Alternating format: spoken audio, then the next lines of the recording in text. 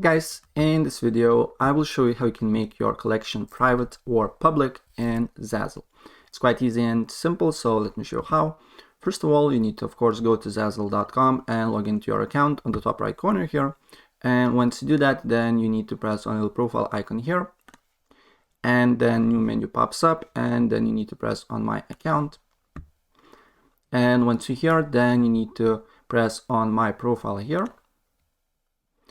And then you need to look for collections, and here you can add create new collection if you want to, but if you have some, you just need to hover your mouse on your collection and press edit, and here you can change your privacy, your collection privacy, so you can make it private or you can make it public, right?